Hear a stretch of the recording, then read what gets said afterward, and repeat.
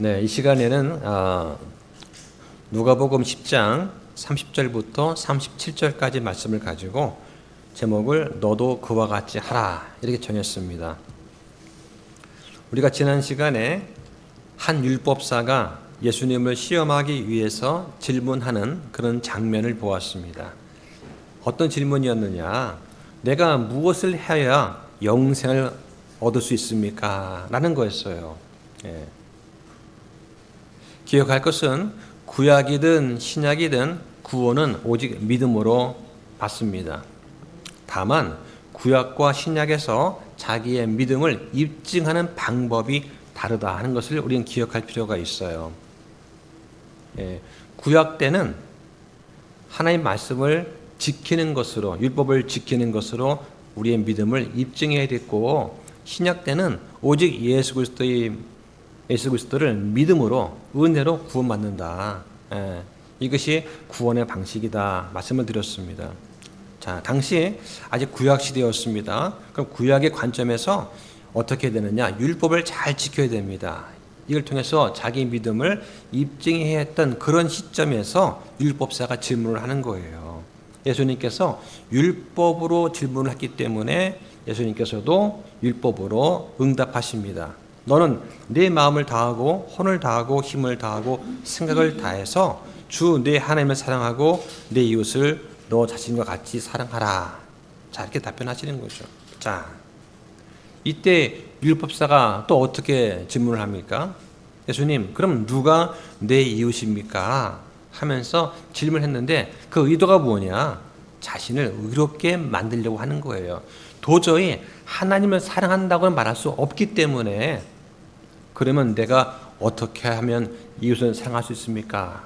그런데 내 이웃이 누구입니까? 또 물으면서 자기를 의롭게 만들려고 했다.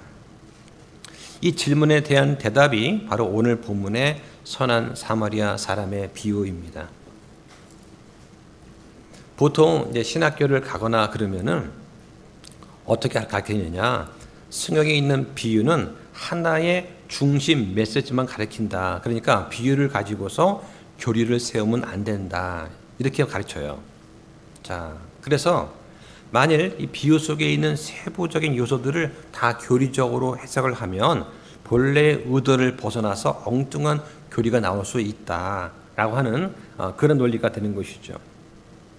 그래서 교회사에서 이런 알레고리적 해석, 비유 해석이죠. 대표적인 것들이 이제 오리겐이라든가 중세 신학자가 그렇게 했는데 비유의 세부사항 하나하나를 상징화해서 억지로 해석하고 교리화하려고 했었습니다. 예를 들어서 성경에 나오는 두 개의 드라크마가 있어요. 마태복음 17장에 이거는 두 개의 드라크마는 하나는 구약이고 하나는 신약이다. 또 다윗과 골리앗에서 돌멩이 5개 주었지요. 이 돌멩이 5개는 뭐냐? 모세 오경이다. 노아 방주에서 이 노아 방주는 교회를 상징하고 방주의 문은 세례를 상징하고 거기 바른 역청은 성령을 상징하고 방주의 세 층이 있죠. 그건 믿음과 소망과 사랑입니다. 이런 식으로 억지로 이걸 꿰맞추는 거예요. 자, 이렇게 하다 보니까 본문을 벗어나서 자의적으로 해석을 하게 됩니다. 그래서 신학교에서는 경계 차원에서 비유로 교리를 세우지 말라 이런 말을 하는 것이죠. 자, 그런데 성경은 뭐라고 하느냐? 모든 성경 기록은 교리와 책망과 바로잡음과 위로 교육하기에 유익하다 말씀을 하는 거예요. 그러니까 비유도 성경의 일부고 또 계시의 말씀의 일부다 하는 것을 우리는 기억할 필요가 있습니다. 예수님께서 직접 비유로 말씀하신 경우가 많이 있어요. 누가복음 8장에 씨 뿌리는 자의 비유, 또 15장에 잃어버린 양 한 마리 비유, 드라크마의 비유, 두 아들의 비유가 나와요. 15장에 보면. 자, 이 비유 속에도 분명히 교훈과 진리가 들어 있습니다. 자, 그런데 예수님이 말씀하신 많은 이런 비유가 주로 무엇에 대한 비유냐? 하나님의 왕국과 하늘의 왕국에 관련되어 있어요. 그러니까 이 비유는 이스라엘과 교회, 또 현재 시대와 미래의 왕국을 잘 구분해야 올바르게 이해할 수가 있습니다. 이러한 세대주의적 구분 없이 비유를 곧장 오늘날 교회의 교리로 가져오게 되면 마치 행위 구원을 말하는 것처럼 보이거나 교회 시대의 교리에 혼란을 가져올 그런 위험이 있다는 것입니다. 자, 그럼 예수님께서 이런 비유를 사용하신 이유가 뭐냐? 첫 번째는 숨기고 드러내기 위한 거예요. 예수님의 비유는 믿는 사람들한테는 진리를 드러내고 믿지 않는 사람들한테는 숨기기 위한 수단이었습니다. 그러니까 믿음과 영적 분별력을 가진 사람들만 이해할 수 있도록 주신 말씀이 이 비유입니다. 이 영적 진리는 많은 지식이 있어야 이해할 수 있는 것이 아니에요. 오직 어린 아이와 같은 그런 순전한 마음, 단순한 마음을 가진 사람들이, 겸손한 마음을 가진 사람들이 이해할 수 있도록 예수님께서 눈에 보이는 그런 그림과 이야기로 비유를 하신 것이죠. 자, 또 한 가지는 뭐냐? 예수님께서 제자를 훈련시키기 위한 것입니다. 그 많은 무리 가운데서 말씀의 진리를 듣는 사람과 듣지 않은 사람을 구분시키고 장차 교회의 기초로 쓰임 받을 수 있도록 더 깊은 훈련, 교훈을 주시기 위해서 예수님께서 제자들한테 비유로 말씀하신 것이죠. 이것은 앞으로 장차 이스라엘이 예수님을 거부할 것, 또 교회 시대가 올 것을 준비하는 그런 과정이었습니다. 이 선한 사마리아 사람의 비유도 단순하게 어떤 핵심 진리만 보면 단순한 거예요. 그냥 이웃을 사랑하라는 것이죠. 자, 그런데 거기에는 분명히 교리적인 의미와 예표적인 그런 의미가 있다 하는 것을 우리는 좀 기억하면 좋겠습니다. 자, 본문 보겠습니다. 자, 누가복음 10장 30절에 보니까 예수님께서 대답하여 이르시되 어떤 사람이 예루살렘에서 여리고로 내려가다가 강도들을 만나매 그들이 그의 옷을 벗기고 그에게 상처를 입혀 그를 반쯤 죽인 채 버려두고 떠났느니라. 자, 어떤 사람이 예루살렘에서 여리고로 내려가다가 강도를 만났다고 합니다. 예루살렘은 성경에 뭐라고 되어 있습니까? 거룩한 도시라고 되어 있죠. 자, 반면에 여리고는 죄와 저주로 점철되어 있는 그런 도시입니다. 그러니까 하나님의 임재를 상징하는 거룩한 도시인 예루살렘에서 저주받은 도시인 여리고로 내려가는 그 길, 이게 영적으로 보면 죄 가운데로 향하는 인생의 모습을 보여준다라고 할 수가 있는 것이죠. 자, 여기 보니까 강도 만난 사람이 나오는데 모습이 참 비참합니다. 죄와 마귀한테 빼앗기고 상처 입은, 그래서 반쯤 죽어 있는 인류의 실상을 보여줍니다. 성경은 사람에 대해서 어떻게 말을 합니까? 아담의 범죄 때문에 모든 사람은 죄 아래에 놓여 있다 말씀을 합니다. 이 죄는 단순한 잘못이 아니라 인간을 철저하게 파괴시키는 그러한 힘이 있어요. 죄 때문에 사람은 의의를 잃어버렸습니다. 그래서 로마서 3장 10절에 의로운 자는 없나니 한 사람도 없다고 말씀을 하시는 겁니다. 그 결과 사람은 하나님과 단절되었습니다. 이거를 뭐라고 부르냐? 사람이 영적으로 죽었다라고 말하는 것입니다. 어떤 사람들은 이렇게 물어봅니다. 하나님은 왜 세상이 이토록 악하고 엉터리로 만들어 놓으셨나요? 왜 사람들이 가난과 질병으로 죽어가야 됩니까? 왜 세상은 이토록 비참합니까? 이런 질문들을 하는 사람들이 있습니다. 성경은 이렇게 말씀합니다. 이사야서 59장 1절에 보라, 주의 손이 짧아져서 구원할 수 없는 것도 아니요 그분의 귀가 둔하여서 들을 수 없는 것도 아니라. 2절에 오히려 너희 불법들이 너희와 너희 하나님 사이를 갈라놓았고 너희 죄들이 그분의 얼굴을 너희에게 숨겼으므로 그분께서 듣지 아니하신다. 3절에 이는 너희 손이 피로 너희 손가락이 불법으로 더럽혀졌기 때문이고 너희 입술이 거짓을 말하고 너희 혀가 사악한 것을 말하였기 때문이라고 성경은 말씀을 한 것입니다. 이 말씀을 오늘 우리한테 똑같이 적용할 수가 있는 것이죠. 이러한 범법들과 죄악들로 인해서 사람은 영적으로 죽은 상태에 빠졌습니다. 그 결과 인류는 태어날 때부터 이미 죄의 저주 아래에 놓여 있는 거예요. 스스로 의를 세울 수 있는 능력이 없는 존재가 되었습니다. 자, 근데 기억할 것이 뭐냐? 사람은 전적으로 무능한 상태가 된 것은 아니다 하는 것입니다. 누구든지 복음을 듣고 믿고 받아들이면 구원의 길이 있다고 성경은 말씀을 합니다. 예수님께서는 마귀를 가리켜서 도둑이라고 말씀하셨습니다. 도둑이 오는 것은 도둑질하고 죽이고 멸망시키려는 것뿐이다 고 말씀을 하시는 거죠. 그럼 마귀가 한 일이 뭐냐? 사람의 마음에서 하나님 말씀을 빼앗아 버립니다. 온 인류를 속여서 멸망의 길로 이끕니다. 그리고 이 마귀한테 사로잡힌 자들을 마귀의 올무로 묶어 놓습니다. 그 결과 어떻게 되느냐? 죄인은 마귀한테 옷을 빼앗기고, 즉 이름을 빼앗기고 상처 입고 버려져 있는 그런 자와 똑같다라고 하는 것입니다. 오늘 본문에서 강도를 만나서 반쯤 죽어있는 그 사람은 오늘날 우리 인류의 상태를 그대로 보여주는 것입니다. 죄로 인해서 영적으로 죽어있기 때문에 하나님과 소통하고 교제할 수가 없습니다. 다시 말해서 우리를 창조하신 창조주를 우리는 똑바로 볼 수가 없는 것이죠.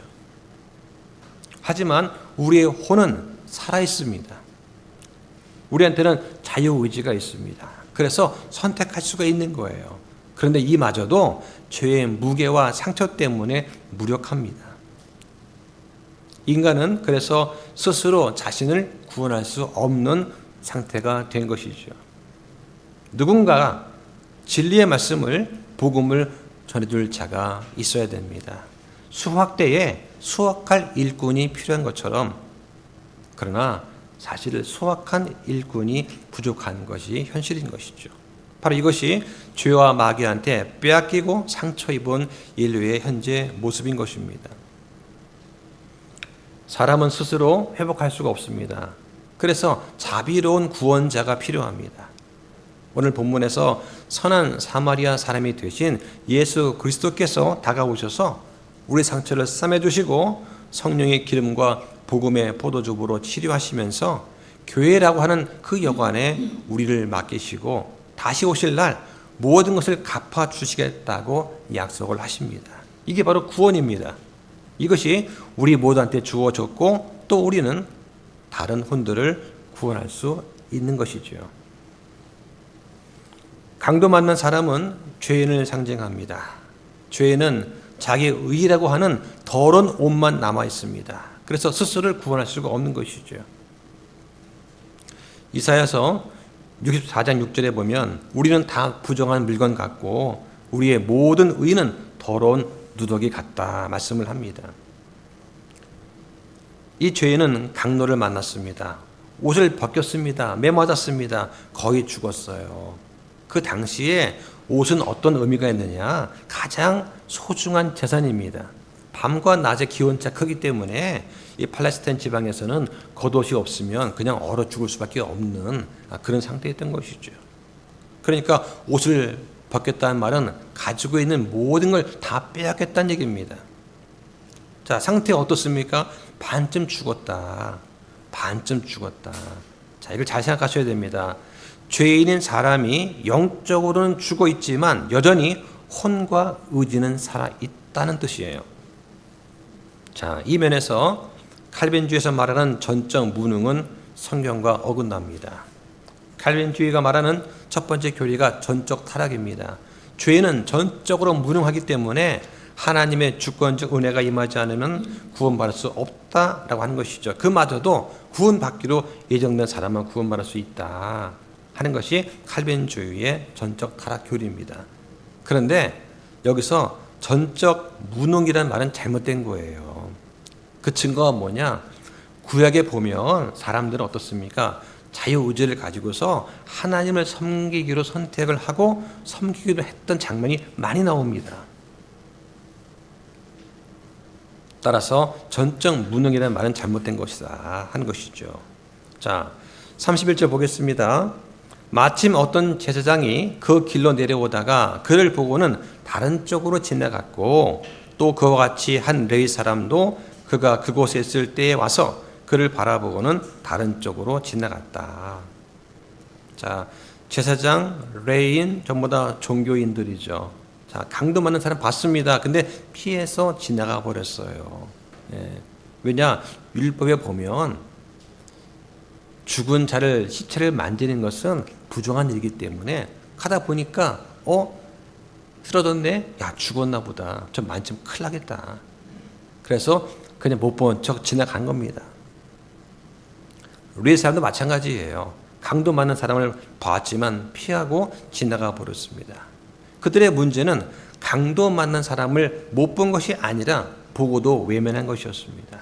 그래서 무관심은 이건 중립이 아닙니다. 실제로는 방치와 방관을 통해서 더 큰 상처를 남기는 그런 죄라고 할 수가 있는 것이죠.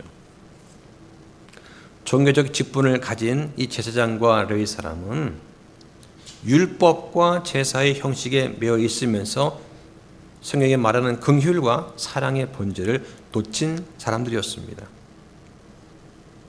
야고보서 1장 17절에 보면은 하나님은 곧 아버지 앞에서 순수하고 더럽지 않은 신앙 행위는 이것이니 즉 고난 중에 있는 아버지 없는 자들과 과부들을 찾아가고 세상으로부터 자기를 지켜 더럽히지 아니하는 것이다. 자, 이런 말을 합니다.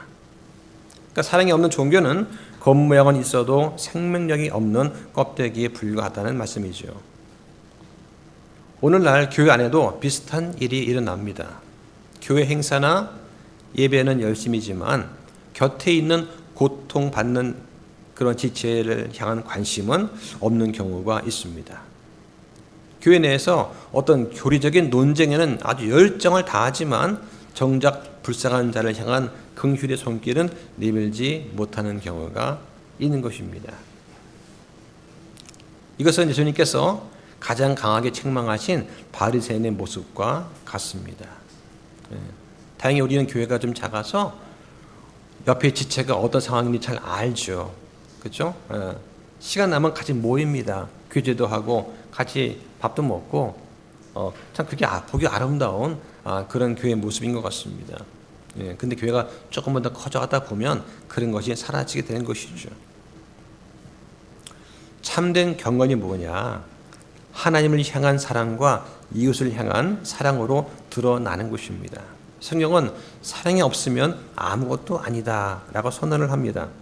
그러니까 무관심은 사랑의 부재이고 사랑이 없는 종교는 하나님 보시기에 아무런 가치가 없다고 하는 것입니다. 본문에 보면 이 제사장은 반대편으로 지나갔고 레위인도 그를 보고는 쑥 지나가 버렸어요. 그러니까 율법이나 종교의식은 상처 입은 혼을 구원할 수 없다고 하는 것을 보여줍니다. 자, 그 다음 보겠습니다.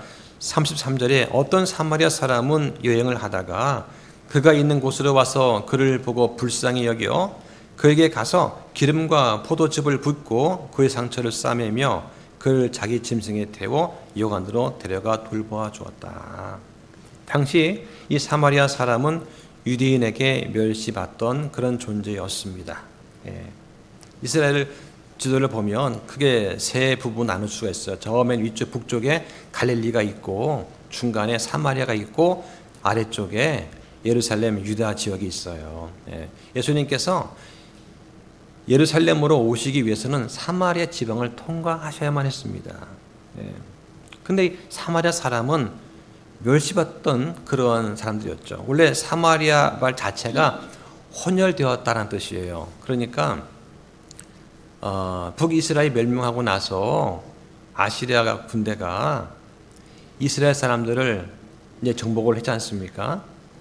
그러다가 이 북쪽 지역이 좀 횡하니까 그 북쪽에 있는 사람들을 갖다가 어떻게 할까 고민하다가 이방 민족들을 데리고 온 거예요. 그래서 이방 민족들과 이 북이스라엘 사람들과 혼인을 시켜가지고 결국에는 하나님께서 금하신 이러한 그 혼혈의 죄를 범하게 된 것이죠. 그러니까 유대인들은 혈통을 무척 중시합니다. 그런데 이 사마리아 사람들은 혈통이 잃어버린 거 아니었어요. 그러니까 유대 사람들은 이 사마리아 사람들을 보기를 아주 경멸하고 멸시했었습니다. 자, 그런데 이 사마리아 사람이 오늘 본문에서 어떻게 합니까? 이 강도 많은 사람한테 다가가는 거예요. 네. 자, 그래서 이 성경에서는 이 사마리아 사람을 예수 그리스도의 예표라고 보는 것입니다. 그를 보고 불쌍히 여겼다. 예. 가까이 갔습니다. 예. 제사장과 레위 사람은 멀리 피하고 돌아서 갔지만 이 사마리아 사람만 가까이 간 거예요. 그러면서 상처에 기름과 포도즙을 부어 치료했다. 이 기름과 포도즙은 성령과 복음을 상징하는 것입니다. 자, 예전에 이제 이게 포도즙이냐 포도주냐에 대해서도 말이 많았었어요. 네. 성경에 보면은 히브리어에는 이 세 가지가 있습니다. 야인이라는 포도주가 있고 타로시라고 하는 발효하기 전 단계의 새 포도주가 있고 아시스라고 하는 짜낸 즙 포도주스가 있어요. 그러니까 히브리어에는 포도주와 그다음에 갓 짜낸 포도즙과 그리고 발효되기 전에 이 새 포도주하고 구분이 됐었어요. 근데 헬라어로 넘어오면서 이게 오이노스라고 하는 이게 통합이 되어 버렸습니다. 예, 그러다 보니까 문맥에 따라서 이것이 발효가 됐느냐 안 됐느냐를 판단해야 되는 그런 문제가 생긴 것이죠. 자, 영어 성경에는 와인이라고 296회가 나오는데 그 중에서 포도즙은 190번, 그다음에 포도주가 73회가 나옵니다. 자, 그래서 이제 창세기 9장에 보면 노아가 포도주를 마신 다음에 술에 취해서 장막 안에서 덮지 않은 채 있었다 하는 장면 나오죠. 이때 포도주죠. 자, 그러니까 성경적으로 역사적으로 보면 어떤 상처를 치유할 때 외상을 치유할 때는 포도즙보다는 발효가 돼서 알코올 성분이 있는 포도주가 실제 치료에 사용이 되었습니다. 자, 그 다음에 의학적으로 내상 치료에는 그 항산화 성분이 포함이 되어 있는 포도즙이 사용되었어요. 그래서 디모데한테 바울이 위장병에 포도즙을 좀 쓰라고 말을 했던 것이죠. 예. 그러니까 여기서 보면 지금 강도 많은 사람이 매도 맞고 피도 흘리고 하니까 상처가 났을 거 아니에요. 그렇죠? 예. 그러면 이제 포도주를 부어야지 이게 치료가 되지 않겠어요. 그렇죠? 예. 근데 이제 포도주를 바를 수도 있고 또 포도즙을 마시게 할 수도 있었겠죠. 예. 그러니까 그렇게 이해하시면 될 것 같습니다. 이게 뭐 포도즙이냐 포도주냐 그거 가지고 이렇게 우리가 고민할 필요는 없다. 예. 포도즙은 마시면 되는 거고 포도주는 바르면 되는 것이죠. 자, 그래서 자기 짐승에 태워서 여관으로 데려갔어요. 여기서 여관은 교회를 상징한다고 보통 봅니다. 예. 그리고 밤새 돌보았죠. 교회가 뭐 하는 곳입니까? 서로 섬기고 서로 세워주는 곳 아니겠어요? 예. 자, 그래서 예수 그리스도께서 죄로 상한 우리를 불쌍히 여기셨고 예수님의 거룩한 보혈의 피로 우리를 치료하셨고 또 교회라는 여관에 우리를 맡기셨다 하는 것입니다. 이렇게 이해하시면 좋을 것 같습니다. 자, 35절에 이튿날 떠날 때에 이 데나리온을 꺼내 주인에게 주며 그에게 이르되 그 사람을 돌보아 주라. 당신이 얼마를 더 쓰든지 내가 다시 올 때에 갚으리라 하였느니라. 이 사마리아 사람은 2달치 정도의 숙박비를 내주고 그리고 이 환자를 맡긴 겁니다. 2달이면 치유가 되겠지라고 한 것이고 그리고 부족하면 내가 다시 올 때 갚아주겠다 하는 것입니다. 이 데나리온은 그래서 충분한 비용 곧 은혜를 상징합니다. 여관 주인은 교회나 성도를 돌보는 사역자를 가리킨다고 볼 수가 있습니다. 주님께서 이 교회 사역에 필요한 것들을 공급해 주시는 것이죠. 그리고 끝난 게 아니라 중요한 말씀을 덧붙이십니다. 내가 다시 올 때에 갚으리라. 예수님께서 재림하실 때 그에 맞는 보상이 있다는 약속을 하시는 거예요. 그러니까 여러분이 교회 생활을 하면서 남 모르는 그러한 상태에서 형제 자매를 돕고 교회를 위해서 섬기고 애쓰는 분들이 많이 있습니다. 드러내놓고 하시는 분도 계시고 그렇지 못하고 조용히 하는 분도 계세요. 이거에 대해서 예수님께서 돌아오실 때 충분히 갚아주시겠다 말씀을 하시는 것이죠. 제가 이 말씀을 묵상을 하면서 내가 다시 올 때 갚으리라, 이 말씀이 자꾸 마음에 걸리는 거예요. 그냥 쭉 읽어나가면 그런가 보다 할 수 있겠지만, 그런데 중요한 것은 뭐냐? 약속했다고 하는 것이죠. 예수님께서 다시 오실 때에 갚아주겠다 하는 것입니다. 그러므로 우리의 모든 수고와 우리의 모든 섬김의 이런 노력들이 결코 헛되지 않은 것이다. 우리의 말과 행위가 그리스도 심판 속에서 예수님께서 분명히 충분히 보상해 주신다라고 하는 것입니다. 그런 약속이 있었기 때문에 아마 여관 주인이 이 강도받는 사람을 정성껏 또 치료하지 않았을까, 이런 생각이 듭니다. 내가 다시 안 올 수도 있는데 좀 치료해주면 좋겠어요 갔다면 아마 여관 주인은 안 올 수 있다고 그러면 뭐 대충 밥만 주고 끝냈겠죠. 근데 다시 와서 살펴보겠다 했으니까 정성 들여서 그 강도받는 사람을 치료도 하고 보살폈을 것입니다. 그러니까 우리 교회라고 하는 곳이 믿지 않는 사람들이 우리 교회에 와서 구원을 받고 정착하고 하는 가운데 성도들이 서로 섬기면서 세워주고 하면서 돌봐주잖아요. 이게 중요한 거다. 그러니까 어떤 교회에서는 누가 오든 나가든 신경도 안 쓰는 그런 교회가 많이 있어요. 근데 우리 같은 경우는 한 사람 한 사람 너무 귀하고 소중합니다. 그렇지 않습니까? 예배 중대가 들어오면은 아니 저분이 주님께서 약속하신 그분인가? 나한테 새로 맡겨주신 새 양떼인가?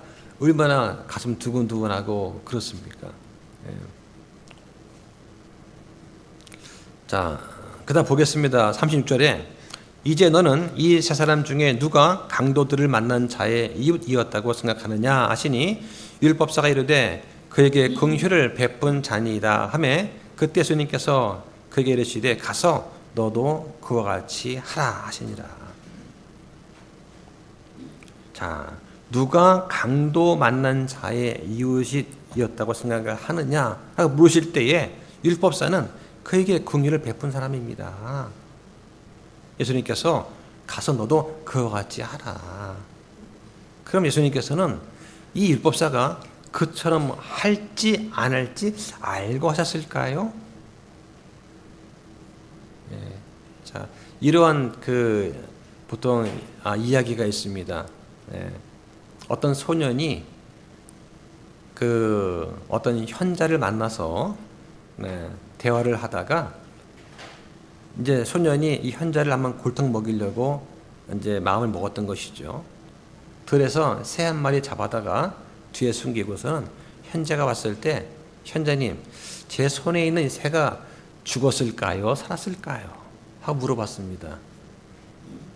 현자가 살았다 하면은 손을 꽉 쥐어가지고 죽일 것이고, 죽었다 그러면 손을 놔서 날려보낼 것입니다. 그때 현자가 뭐라고 했을까요? 그것은 네 마음에 달렸다 라고 하는 것이죠. 마음에 달렸다. 그 이야기가 주는 시사점이 있는 것 같습니다. 우리가 예수 그리스도를 믿고 안 믿고는 우리 마음에 달린 거예요. 가서 너도 그와 같이 하라. 하고 안 하고는 네 마음에 달렸다. 제가 그렇게 할까요? 안 할까요?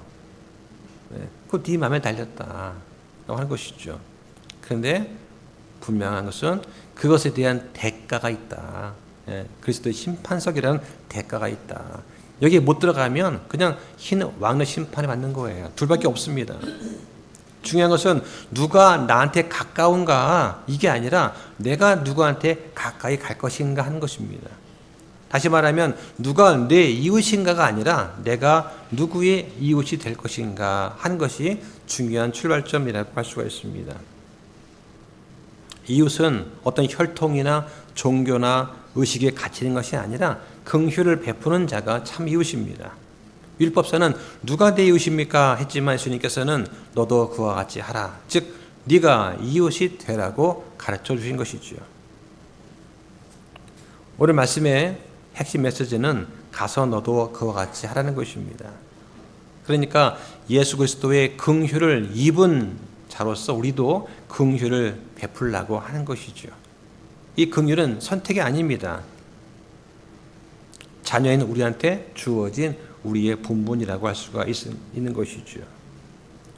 그럼 우리가 선한 사마리아 사람처럼 살아가려면 어떻게 해야 될 것인가? 몇 가지 실천적인 지침을 한번 생각해 본다면, 첫째는 우리가 고통을 볼 줄 아는 눈이 있어야 됩니다. 오늘 본문에 나오는 레위 사람, 또 제사장, 이 사람들은 종교인이죠. 강도 맞는 자를 보았지만 피했습니다. 하지만 사마리아 사람은 보고 불쌍히 여겼어요. 아마 사마리아 사람 자신이 유대인들로부터 많은 열시와 어떤 그런 핍박 같은 걸 받지 않았을까? 그러니까 경험을 해봤기 때문에 이런 고통을 보는 눈이 있지 않았나. 예수님께서 우리 죄 때문에 오셔서 받지 않아도 될 그런 온갖 모욕과 시기와 질투와 핍박과 고통과 이걸 당하셨잖아요. 그러니까 고통받는 우리의 마음을 잘 아신다라고 하는 것입니다. 자, 두 번째는 긍휼한 마음으로 다가가는 그 용기가 또 필요할 것입니다. 사마리아 사람은 위험을 무릅쓰고 가까이 갔습니다. 왜? 저 죽은 것처럼 보이는 시체를 만지기만 해도 나도 부정한 자가 되어서 무리로부터 격리가 될 수 있는 상황에서 사마리아 사람은 긍휼의 마음을 품고 가까이 다가갔다. 이 다가가는 것이 사랑의 시작이라고 할 수가 있습니다. 그러니까 혹시라도 우리 가운데 잘 나오지 않는 그런 분이 있으면 전화 한 통, 따뜻한 말 한마디, 또 찾아가서 위로하는 그런 발걸음이 필요하다고 하는 것이죠. 자, 세 번째는 상처를 싸매는 치유의 손길이 또 필요합니다. 사마리아 사람은 기름과 포도즙을 부어서 상처를 치료했습니다. 이것은 성령의 위로와 복음의 기쁨을 상징하는 것이죠. 성령의 위로하심, 또 복음을 전했을 때 이 복음을 통해서 상대방이 듣고 믿고 거듭나고 주님의 자녀가 된다면 이보다 큰 것이 어디가 있겠습니까? 하는 것이죠. 아까 이제 오다가 이제 어떤 형님과 대화를 하는데 그 유튜브 보면은 서울에서 어떤 다리, 그죠? 다리 밑에서 모여서 이제 찬양을 하는 그러한 그 분들이 있는 것 같아요. 토요일마다 모여서 찬양하는 걸. 그런데 모여서 찬양하니까 주변 사람들이 이제 어떻게 보면은 더운 날 아닙니까? 더운 날 태양볕에서 있을 때 다리 밑에가 시원하잖아요. 쉬려고 왔는데 보니까 사람들이 한 20명 모여서 찬양하고 하니까 싫었겠죠. 그러니까 경찰 신고해서 그 모임을 해산을 시켰다. 당연한 겁니다. 세상 사람들은요, 진리를 거부합니다. 그 다리 밑에 시원한 곳에서 내가 가서 좀 쉬고 싶은데, 아니, 저 사람들이 와서 찬양을 부르고 기도를 하네? 그러니 이 온몸이 찔리지 않겠어요? 가시방석처럼. 그러니까 질투와 시기가 나서 그들을 해방시켜서 쫓아낸 것이죠. 아마 그분들은 쫓겨나면서도 기뻐했을 것입니다. 자, 네 번째는 자기 희생을 감수하는 섬김의 삶이 또 필요합니다. 사랑은 반드시 대가를 요구합니다. 시간도 필요하고 물질도 필요하고 어느 정도의 수고도 거기에 들어가는 것이죠. 사랑은 나한테 남는 시간이나 나의 여유로 하는 것이 아니라 어느 정도 내 것을 포기하고 내 것을 희생시켜서 하는 것이 사랑이다 하는 것을 또 알 수가 있습니다. 사마리아 사람한테 이 데나리온 2달치의 숙박비는 엄청난 전 재산이었을 것입니다. 이것을 드리고서 사람을 구한 것이죠. 다섯 번째는 끝까지 책임지는 그러한 사랑이라고 하는 것을 또 알 수가 있습니다. 그냥 한 번에 도움에 그치는 것이 아니라 관계적 돌봄으로 계속해서 돌봄을, 섬김을 이어갈 필요가 있는 것입니다. 또 한 가지는 원수까지도 품는 그런 사랑입니다. 어떻게 보면 사마리아 사람한테 유대인은 원수 같은 존재일 수 있습니다. 왜냐하면 자기 조상들 그렇게 핍박을 하고 멸시했던 그런 사람들 아닙니까? 그렇죠? 그런데 이 사마리아 사람은 어떤 민족의 장벽을 넘어서 사랑을 실천했던 것이죠. 그러니까 사랑은 내가 좋아하는 사람, 나와 같은 부류뿐만 아니라 어떻게 보면 원수와 낯선 이들까지도 품는 그런 사랑을 실천할 것을 또 요구하는 것입니다. 자, 오늘 우리가 주의 만찬을 했습니다. 주의 만찬을 하면서 우리가 주님을 기억을 했는데 어떤 걸 기억을 하느냐? 예수님께서 하신 그 말씀들을 우리는 기억을 할 필요가 있다. 분명히 예수님께서 원수를 사랑하라 하셨는데 그 말씀을 내가 지킬 수 있느냐? 뭐 지키는 분 계시겠지만 그러나 대부분은 어려워요. 그러면 예수님께서 원수를 사랑하라 하셨을 때에 그 또 다른 뜻이 뭐냐? 원수를 사랑하고 싶어도 할 수 없는 이 못난 내 자아, 그런 못난 내 모습까지도 주님 이 모습을 받아주시고 용서해 주시고 약한 믿음을 세워달라고 간절하게 간구하면 나오는 그 자세가 중요하다 하는 것입니다. 그게 예수님을 기억하는 거예요. 물에 빠진 사람을 봤을 때 어떻게 합니까? 빨리 나오세요. 말만 하면 나옵니까? 응원하면 나오나요? 물에 빠져서 허적거리는데 그러지 말고 저기 왼팔 올리고 다리 흔들고 이렇게 하면서 수영하는 법을 가르쳐 주면 나올 수 있습니까? 아니잖아요. 직접 내가 뛰어들거나 아니면 밧줄을 던져서라도 끌고 나와야 구할 수 있는 것이지 말로만 방법을 아무리 내가 가르쳐 준다고 해서 그 빠진 사람이 살아날 수는 없는 거지 않습니까? 자, 오늘 얘기는 그런 거 얘기하는 거예요. 그래서 말씀을 정리하면 오늘 비유는 단순한 도덕적인 선한 이야기가 아니라 복음이 무엇인지 또 제자의 삶이 무엇인지를 우리한테 보여주고 있습니다. 우리가 모두가 한때는 강도 만난 사람 같은 죄인이었습니다. 예수님께서 선한 사마리아 사람처럼 찾아와셔서 우리를 구원해 주신 거죠. 나도 한때는 예수님께 궁휼을 입은 강도 만난 자였다 하는 것을 우리 항상 기억하고 있어야 됩니다. 이제는 우리가 이 여관의 주인처럼 주님의 은혜를 그런 받은 사람처럼 세상 속에서 상처 입은 그런 혼들을 돌보고 또 구원하는 그런 일을 우리가 이제는 해야 됩니다. 이게 바로 선한 사마리아 사람처럼 살아가는 것입니다. 주님께서는 너도 그와 같이 하라고 명령을 하시는 것이죠. 그러면서 주님께서 다시 오실 그 날을 바라보면서 우리가 영광스러운 부활과 휴거의 소망을 가지고 긍휼을 베푸는 그런 이웃으로 살아가기를 바랍니다. 기도하겠습니다.